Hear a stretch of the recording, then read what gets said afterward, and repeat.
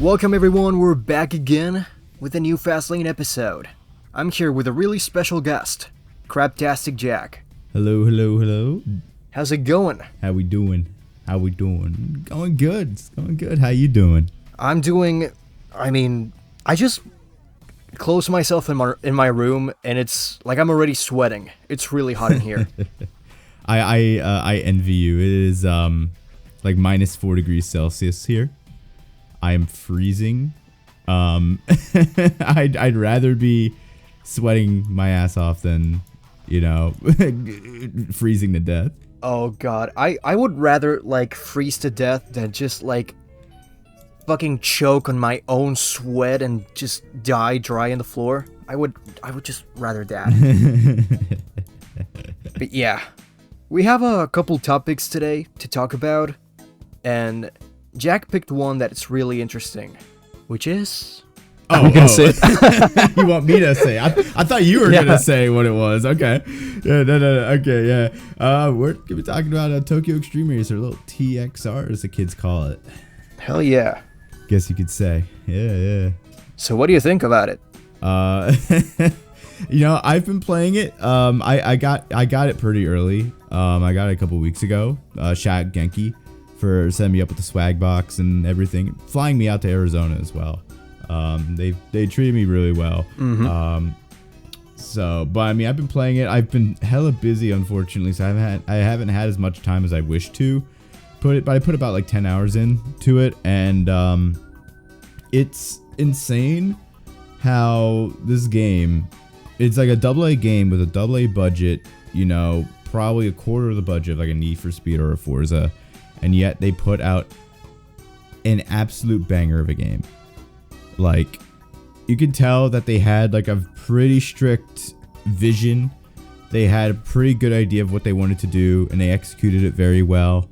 And what we have is just a game, and it's just super refreshing to have a racing game, especially an arcade racing game, where you don't have to connect online. You can just play it right out of the gate offline. There's no like FOMO aspects. Mm-hmm. There's no Wangan Pass or anything like that. It's just a fun game. Just a fun game to just rock around, get immersed in Tokyo with. The game looks great. It runs well. It's less than 10 gigs. So it takes up like no space on my SSD. Genki just knocked it out of the ballpark with this game. And it's just awesome to see the reception, because I know the game's been selling like hotcakes. Like right out of the gate, like 14,000 people playing it on Steam. Like that, it did better than... That's crazy. It's doing extremely well, which is just awesome to see, because like Genki deserve it. They put out a fantastic game. So like I love seeing just the love and support that the community is giving Genki. And hopefully, because when I talked to the developers out at Fuel Fest back in December, they said they're going to be putting on Steam Early Access. That's the reason they're throwing on Steam, because Early Access allows them to do that. But if the game gets a lot of love, they want to put it to consoles, and they'd love to make sequels. And that's something that's really interesting. They never mentioned anything about like live service. They talked about maybe like updating the game like here and there, but they talked more about sequels. Like, and that's kind of, I think, like a really good philosophy to have, because nowadays every game wants to be like a live service game, right? Mm-hmm. Like GTA or like Forza or The Crew, Oh yeah. Gone are the days where we got like sequels every couple years.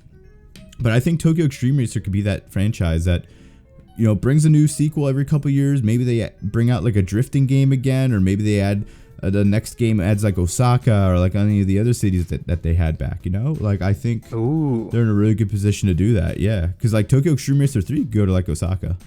Yeah. It wasn't just Tokyo. And then the drift games, it went to the mountains.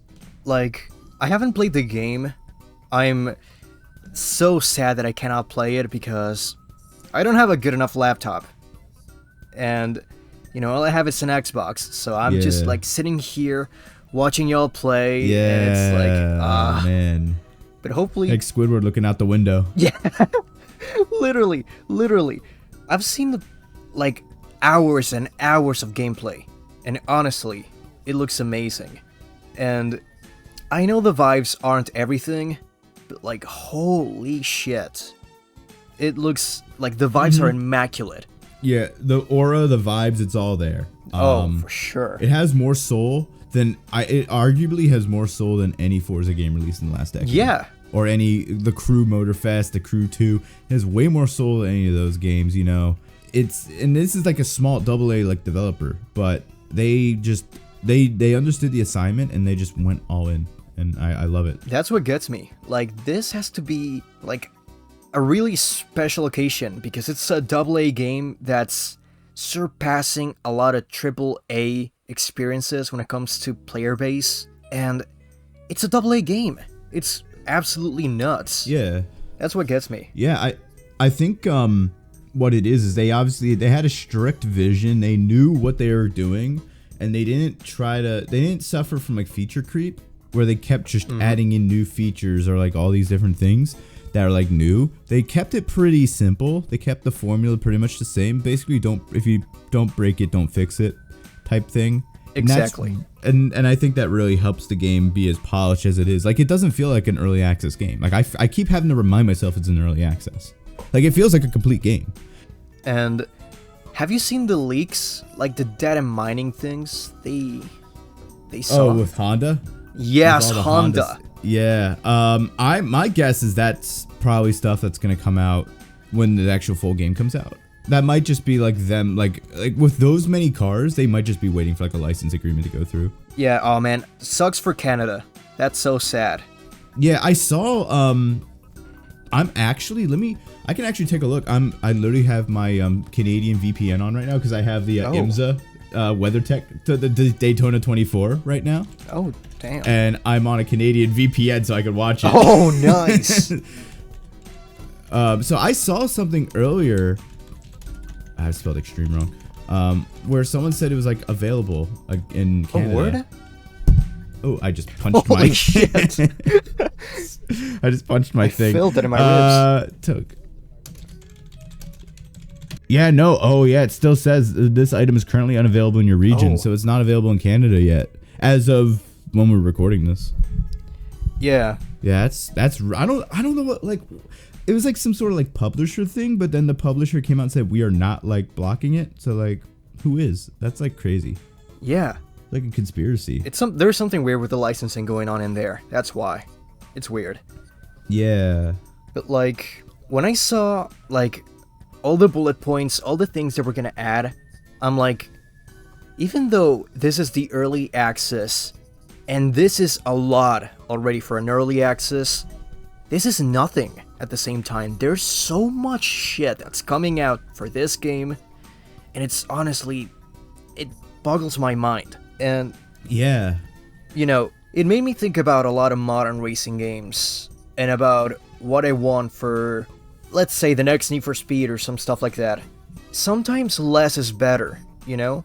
It really makes you think, because this is not like your Forza Horizon game, or your The Crew, or your Need for Speed, or your Test Drive Unlimited Sword Crown. It's more quote-unquote linear, you know? It's a smaller experience.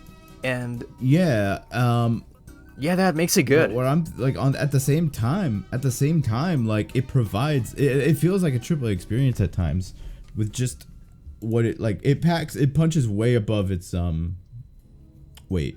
But yeah, like seeing all the aftermarket brands like NK, you know, LB Sports, no, LN Sports. God damn it, I'm no, was it LB? No, BN. Oh, yeah. BN. I had a mini stroke in there. Holy shit. But yeah, the amount of like aftermarket brands they have in there, it's like, they have more than Need for Speed. Which is like, wow. I wonder how they're able to, like, with the type of budget that they have, I wonder how they were able to kind of like get all those. Because that's like, brands are not cheap. Like, oh, for sure. Especially car brands. So yeah, true. But like, man, seeing the customization and, you know, like the rap editor and all that, it's so simple, yet it works so good. Yeah, again, simplicity is bliss. I think that's a phrase. Yeah. but yeah, no, it's just, super easy to get into. It's not overly complex. And there's tons of like options for like decals and all. I'm pretty sure that you can import your own too. No. A little finagling with like the files. Really? That's what I got told. Yeah, or that's what I saw on like Twitter. Oh, that's insane. Like, I think that all of my friends played it already. I am like one of the few ones that hasn't played it yet, and I'm like, man, this game is doing really well, so a console port has to be a given, right? I hope they bring it to consoles. Like, they could get so many more people playing their game if they put it on console. Yeah, but like already 15,000 players on the first 2 days. It's insane, you know? Yeah, Steam charts TXR, because that's how it was yesterday. And that was like day 1, like day 0 or whatever, you know? Yeah, not even the like, first 24 hours passed. Yeah.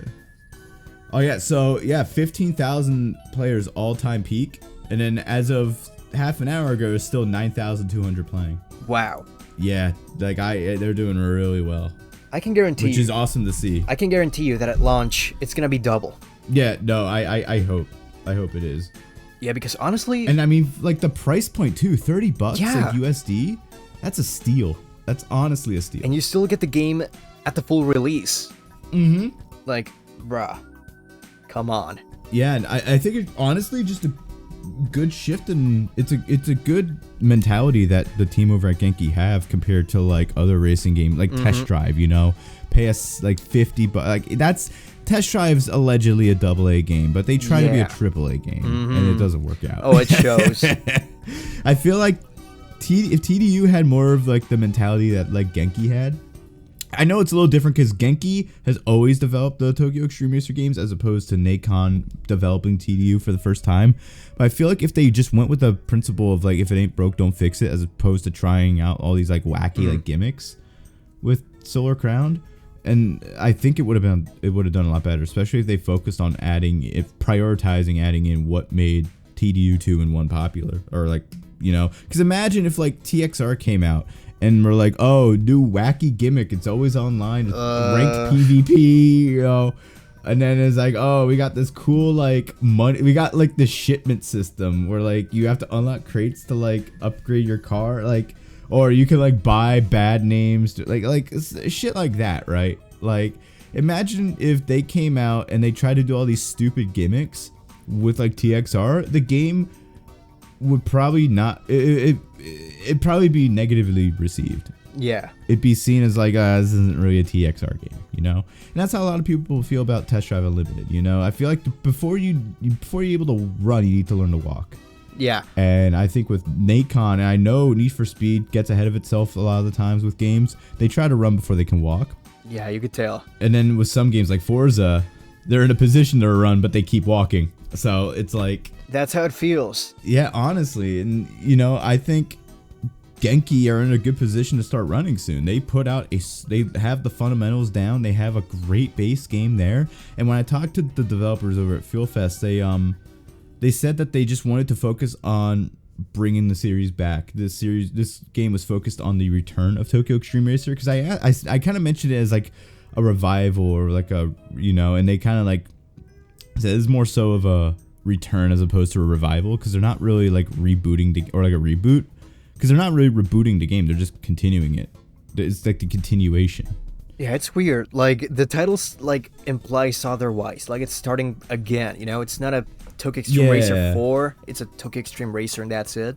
Yeah, I mean, the Tokyo Xtreme Racer the numbering's always been like a little weird, because you have obviously like Tokyo Xtreme Racer 1 and 2 on the Dreamcast, but then you have Tokyo Xtreme Racer 0, which is basically 2, I think, but on PS2, and then you have 3. And then you have Street Supremacy, which is like PSP. Oh. And then you have the Drift games. And then you have Import Tuner Challenge, which is basically Tokyo Xtreme Racer, but on 360. Yeah. And now Tokyo Xtreme Racer. So the naming area has always been like a little weird, but, you know. Yeah, it's been kind of quirky. It is. Yeah, and from what I've gathered, there's a lot of lore that like gets passed down from the previous Tokyo Xtreme Racer game, so it is more of a continuation. It's not necessarily like a revival, because all of like the crews from 3 and 0 are there, like Rolling Guy, you know, a bunch of like the opponents are still there, or like they're returning, or if they're not in this game, they're being mentioned by other people in the PAs up from previous, you know, that type of stuff. Yeah, like, I wasn't someone that really grew up on Tokyo Xtreme Racer. I tried it, like, last year, and I just played the third one and Drift 2. Yeah. And I love 3. Yeah. It's so good. 3 is great. That's the only game I played prior to playing any of these others, and I rented it from Blockbuster, like, 15 years ago. Oh, you have a story with this. I mean, not really. I just kind of rented it. It was like, it's fun. I like never really played it again. I did that a lot as a kid. Like I would rent a game from Blockbuster, and I'm like, all right, I like this, or like, it's not for me, and then I would, you know, not play it again. I know for a fact as a kid I got stuck on the game, so I'm like, not for me. Oh, so, I feel you. Yeah. Like in my case, it's been a thing with Yakuza. There was a part where I just couldn't keep going. I was just like, yeah, no, fuck this. I'm not playing it again. Yakuza? What? Yeah, I was 5 years old when I played it for the first time. Oh, okay. I was gonna say, Yakuza's awesome. I love Yakuza. I tried it again after a decade of not playing it, and my god, it's peak. It's so peak. it's so good. It's so good. Yeah. We love Yakuza. It's amazing. But going back to Tokyo Xtreme Racer, you know, I just played 3 because, you know, there's always those people that ask, oh, from which game should I start playing the franchise? And everyone says, like, don't play 1, 2, or 0, or Drift 2, just play 3. Just start from 3. And I'm like, yeah, you know what, I'm gonna start with the best one. Allegedly, by the people. And honestly, I liked it, but I would like to try all the older ones while I'm waiting for the new one to come to consoles.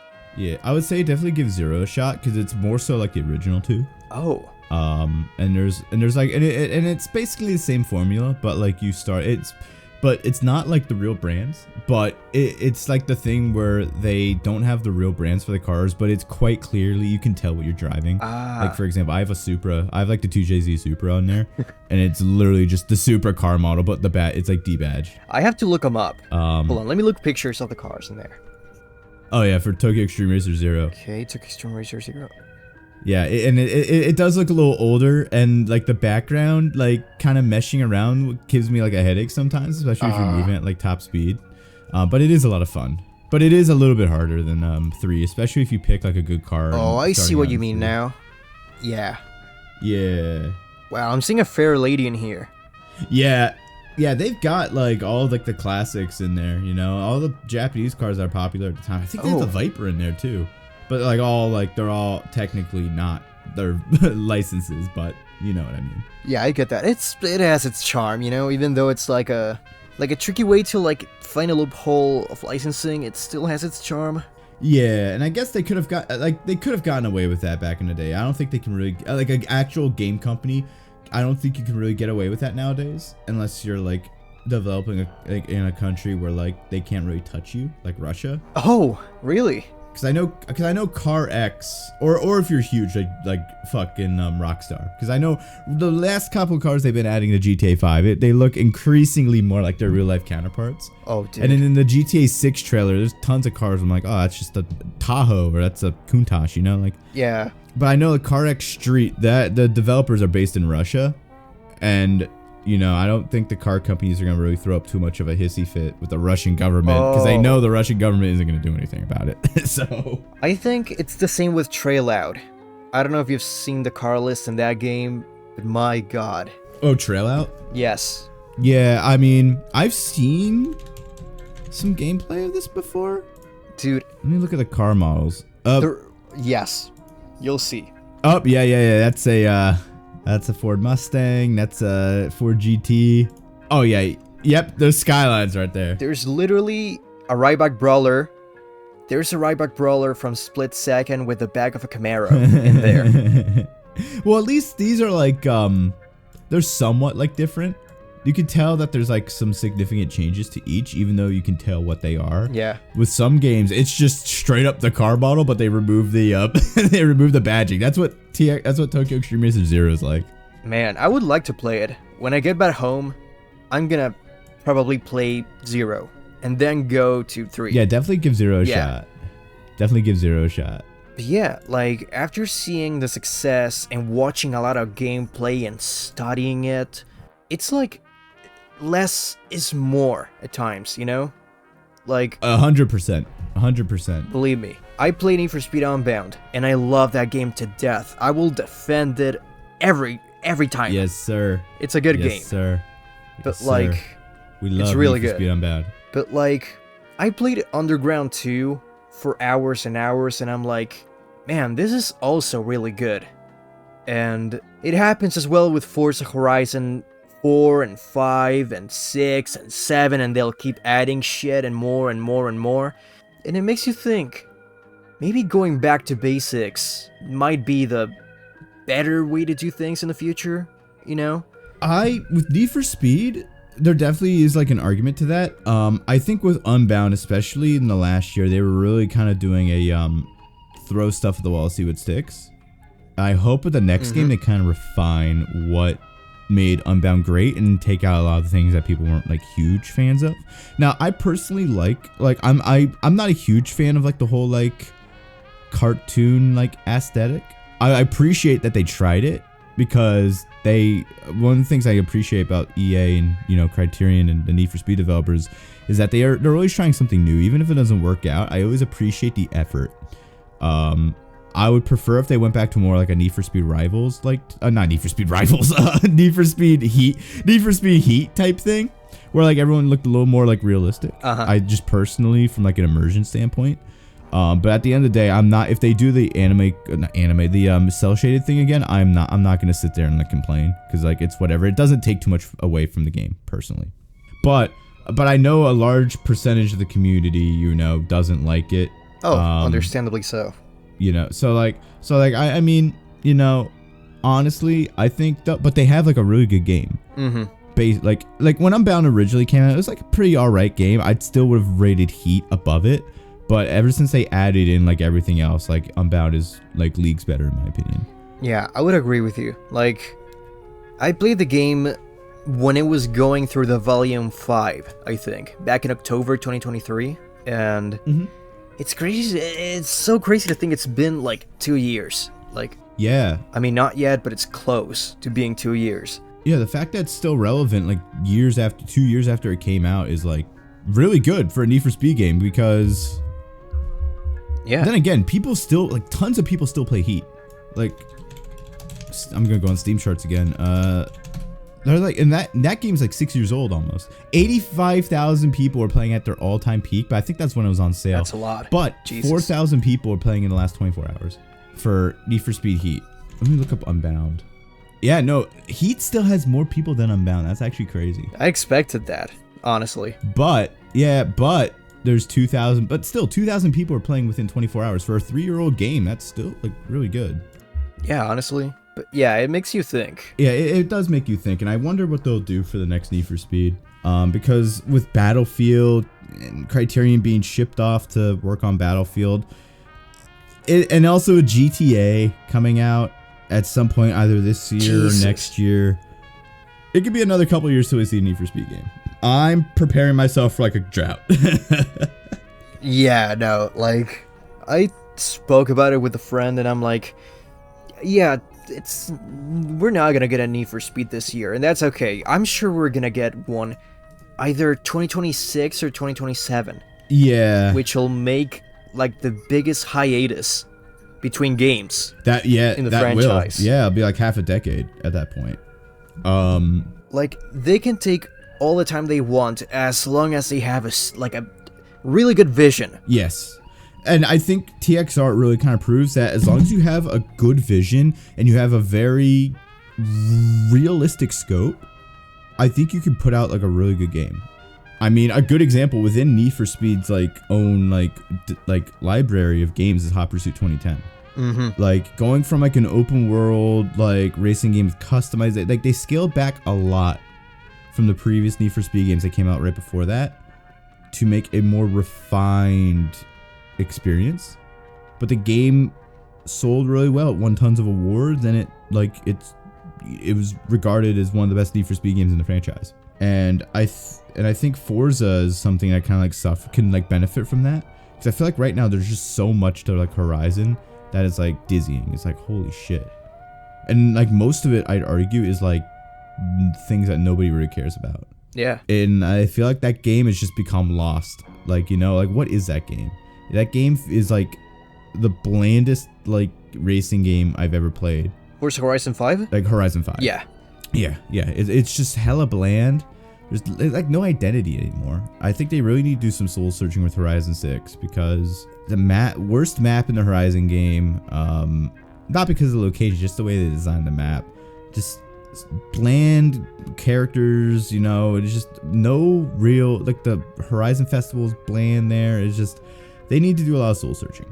And yeah, the game could be great on paper, like technically, like the physics are great, you know, the multiplayer like racing's good, the netcode's good, like all the handling, the physics can be good, but like at the end of the day, if the game is stale and just not fun to be in, I'd rather take the game that may have like the worst handling, or the or like the worst physics, or like, oh, maybe the netcode's not that good, or is lacking features that Forza doesn't have. I'd rather spend my time in other games, and I think TXR is one of those games where it doesn't have multiplayer, there's no like ranked or whatever, you know, but it doesn't need that. What it does, it excels at. And sure, the physics may be like heavy and like boaty, but that's how they've always been. And I'm willing to put up with that because the rest of the experience is like fantastic. Yeah, like for context, I spent years and years and years just watching gameplay of those games. Forza Horizon 3, 4, 5, all the Need for Speed games made by Ghost, ever since I was a teenager. And when I got the Xbox, I got the chance to play them all, you know? Yeah. And I had the time of my life playing those. And when I reached Horizon 5, I loved it at first. It's, I think, one of the best looking games ever when it comes to racing games. Oh, yeah. And I played it for hours and hours, and then I was like, man, I would rather go back to Horizon 1, you know? Like, the map in 5 is sterile in a lot of places. Yeah. You can tell that it's been built around the Eliminator mode. That's something I was on the Built from the Ground Up subreddit this morning. or it was either one of those. It was that subreddit or a different subreddit. Yeah. And I'm scrolling through the comments of this one like post about like Forza Horizon 5, and everyone in there was talking about how the map was designed around the Eliminator, and I'm like, wait, that's why it sucks. Yeah. I never put two and two together. It's really flat. And yeah, it's like big, wide open, empty. It's like a ton of fields, and it's like there's nothing really interesting here. The city's nice, but it's like a small town. It's not like an actual like proper hub city. yeah. Yeah, they could have done so compared to like Australia or even like England in Horizon 4. Oh, man. And I thought I didn't like Horizon 4's map until I played Horizon 5. We were too harsh in 4. You know, like, honestly, yeah. I mean, I think it's really kind of a you don't know what you got till it's like gone. yeah, like Edinburgh was a nice city, but like, yeah, no, Edinburgh is great. Surfer's Paradise is up there. Oh man, we need another, and it's not even like that big. It just feels like a big city. Yeah, like there's a couple big buildings and just a bunch of houses, but it's all scattered. Yeah. Yeah, but like that, like, and then like that coast road. I remember racing like Centenarios and like hypercars up and down that coast road to like the little town at the end, you know, at the bottom, you know. It's just a much better like map overall. And in Horizon 4, I was never a big fan of the seasons. Like as we said in the beginning, I hate winter. I hate the snow. But it did switch up the gameplay. It was something unique after all, you know. Even if I hated it and like I would log on the Horizon 4, I'm like, oh, it's winter, I guess I'm not playing for a week, and I would log back off, you know. You don't really have that in Horizon. Like you have seasons in Horizon 5, but it feels like shoehorned in. And that's another thing. It barely changes. Seasons barely change the map in 5. Like, you just get a little bit of snow in the top of the mountain when it's winter, or when it's summer and you have the dry season, there's a lot of lakes that are just dried up. Yeah. That's a change I noticed. But, you know, the devs need to make a lot of homework to find out cool places to set the next game in. They can do a game wherever they want, you know? And they'll pull it off. Yeah. But it has to be a wise choice. Germany, Japan, I don't care. As long as the game is good and it's not boring. Yeah, and they don't make the map around like the Eliminator. The thing with Forza though is like everybody wants like a game in Japan, but I can't see them making a good Japan map. It's gonna be like too wide. The roads are gonna be too wide. It's just not gonna hit. I don't think it's gonna hit. I did hear like Germany was like a rumor that they were doing, and that'd be awesome to see. Like Central Europe, like, and what I would like to see is like the Alps. Ooh. Like racing through the Alps, yeah.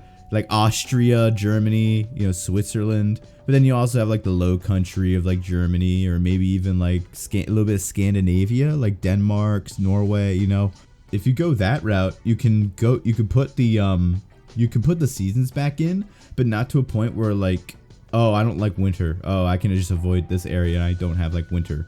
Yeah. But like it's still a lot more like of a presence than it was in Horizon 5.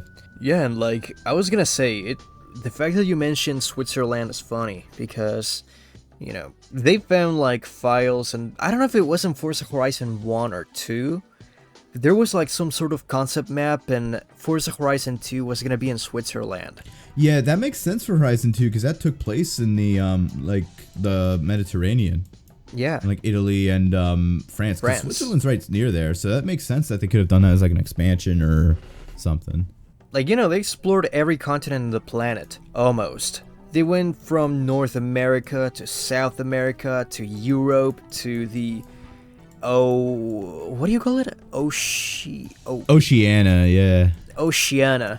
We call it Oceania in here. That's in Spanish at least. Oceania, ooh. And I didn't know how to translate it. Now, quick question. Yes? Do you consider Mexico South America? Man, that's... Because up here, we consider that North America up here. But it's part of Latin America, but it's also part of North America. I mean... Because technically, what I got taught in school was South America begins at Colombia. Panama is part of, like, North America, but then Colombia is South America. Like, all Central America is considered North America. But that's what I got taught in school in the States. Wow. I don't know what you consider it. Because I know some countries... Some countries consider South America to start at Mexico. Others consider both South and North America to be one continent. Like, yeah, like, man, you put me on thin ice here. Holy shit, I'm gonna thin ice. Yes. Oh my god. But it's hot out. How are you on thin ice? It's like summer out there. I wish we had ice in here, man. But I would say that Mexico is shit. This is tough. In primary school, we were taught that. Oh, this is from Central America, Okay, yeah. But like, it can be North America. I think it's part of South America when it comes to culture and all that. Oh yeah, 100%. But when it comes to territory, maybe North America. It can be, just North America. Yeah, geography-wise. But I know what you mean. Mexico is more... It hits more notes with, like, I'd say South America. It does feel pretty different. I mean, especially in the areas that Horizon 5 kind of like covers, it feels pretty different from the States. Yeah, like, it covered Tulum, Guanajuato, I forgot what other parts, but there were real parts in there. Yeah. It covers, like, like you said, like, Quintana Roo, like, Cancun. Like, that's what the one side of, like, the part thinks of. And then you have Baja California. Yeah. On the other side, yeah. And I wish, culturally, it paid more respects to the Mexicans, because even though I'm not Mexican, I'm Latin American, and I know a bit of, like, Mexican culture and all that. Yeah. And you can feel that sometimes they bastardized it a bit. Yeah, that's a weird vibe that I got from playing the game, because why am I having people with British accents like talking to me over the radio? Like, why does it feel like everyone in this game just like got shipped over from like Britain? Like, why? I mean, sure, they had characters that were like Mexican in the game, but like, I feel like if you're putting a game in a certain location, the characters should be made up of people that are like make up that certain area. It makes an area feel unique.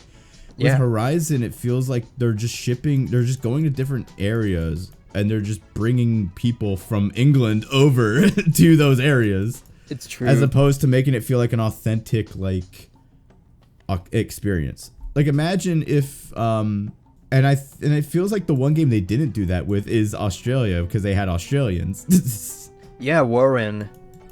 Yeah. And I forgot her name.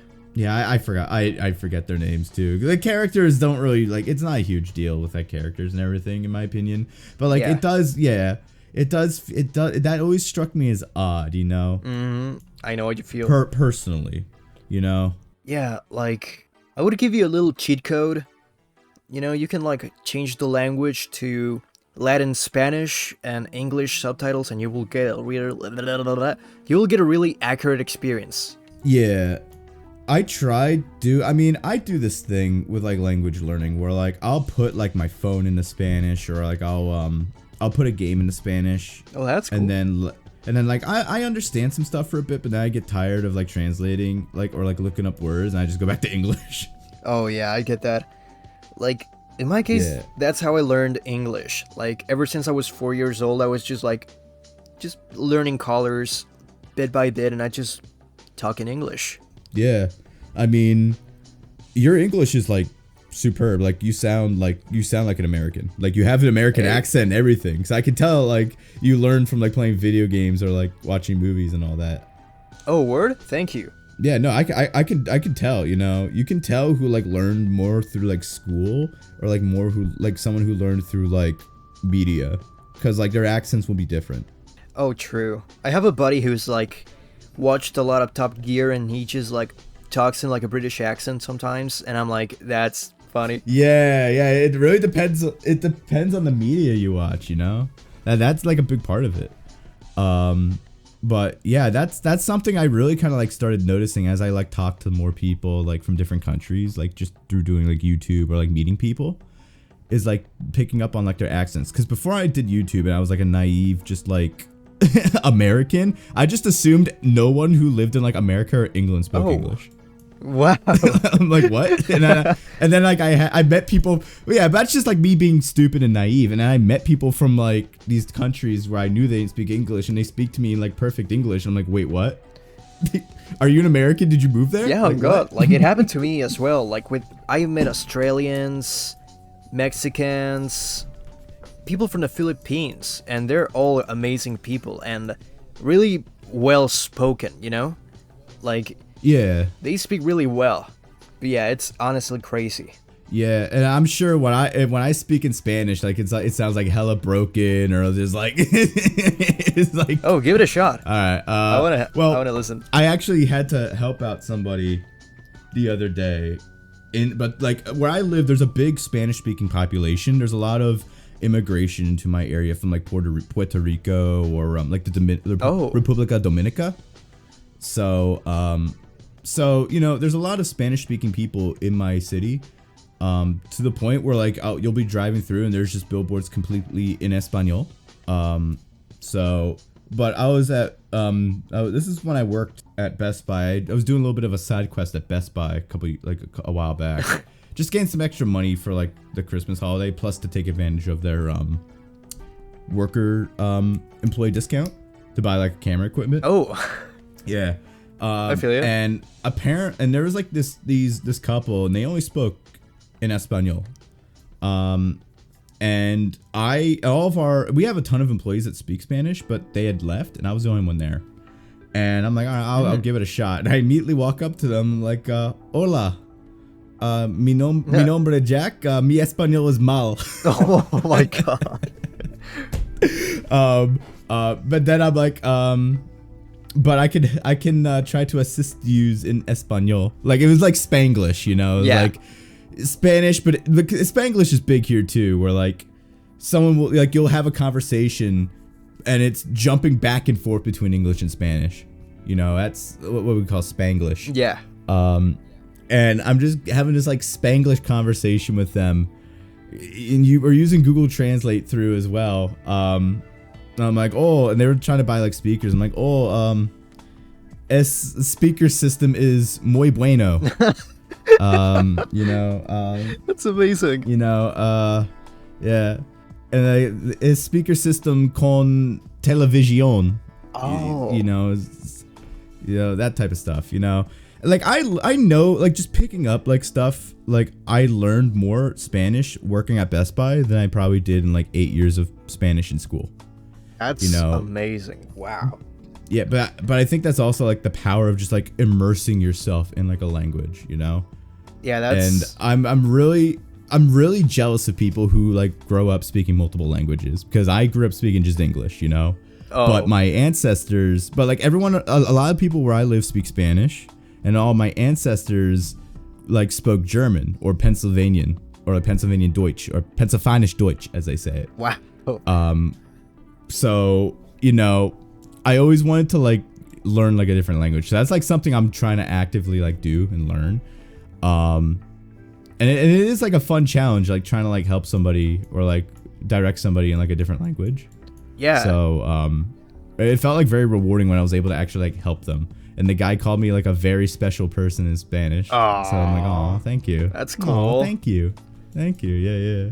But yeah, like, I just have space for 2 languages in my brain. If you, I just know Spanish and English. I don't have the willpower to learn another one, because I'm still learning English as I go.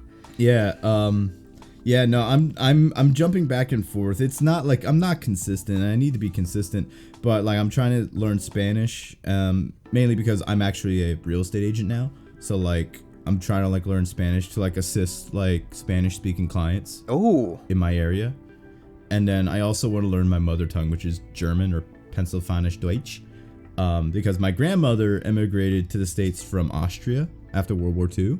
She lived in like Vienna, and then my dad's side of the family, on the other side, they can trace their ancestry back to like Austria-Hungary area.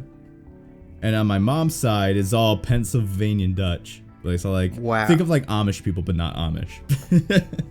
Yeah. That's like a nice mix. Yeah. And then they all like came from like Germany in like the 1700s. So I'm trying to like learn those different languages. It's like a very big interest of mine. Yeah, it's fascinating, honestly, and like the culture is just mixing. It's really fascinating to me. Like, I have like Spanish, Argentinian, Chilean. I have those 3 mainly that I can think of. Yeah, and I'm sure there's different like intricacies or like words that are like a little different in like each country. Oh, for sure. Like Chilean Spanish, Argentinian Spanish, and Spain Spanish are really different from each other. Even though words mean the same, there are some words and ways to talk and say stuff that are really different from each other. You know what I mean? Oh, I bet, because when I was learning Spanish in high school, a lot of the kids in my Spanish class that I was in spoke fluent Spanish, but they spoke like a Latin Spanish. They didn't speak, and our teacher was trying to teach like Spanish from like Spain. Wow. And they would always get stuff wrong, and they'd be like annoyed or like they'd be pissed off because what they're saying is right. It's just not what the teacher is teaching, because it's from like Spain. They're speaking like Dominican or like Puerto Rican like Spanish. I get you now. Yeah, that's a pain. Yeah. But yeah, I think like we're at the perfect spot to finish off the podcast. Like, all right. I said we were gonna have it like 30 minutes long, but it's almost like 50 minutes. I'm not complaining. It's been a great talk. Yeah, for sure. But yeah, I'm looking forward to having you in more episodes if you're down, of course. Yeah, of course, man. But yeah, it's been a pleasure having you in this episode. If you want to plug something in, feel free to do it. Your Twitter, your YouTube, your Instagram, whatever. Yeah, shout out John Racing, Craptastic Jack, YouTube. Hell yes. At YouTube, if you don't know who I am. Also, check me out, Truckers.fm, every Sunday night at 7 p.m. Eastern. Do TFM after hours. Play good everything, classic rock, heavy metal, everything in between from the 60s till today. Ooh. And if the Eagles win tomorrow and we go to the Super Bowl, we're doing a little celebration. Oh, nice. This is probably gonna come out in a couple weeks. Probably. so we'll know. We'll know if the Eagles went to the Super Bowl or not. Yeah, you're gonna be like, cut that out. Some shit like that. Nah, man, let it ride. Yeah, dude, it's been a pleasure having you. So Yeah, thank you. feel free to check the links in the description. It will have everything that oh shit. It'll have everything that Jack has just said. So check his channel, check the radio, and wait for more episodes. Thank you for being here, Jack. Man, come on. Man, my bad, bro, my bad.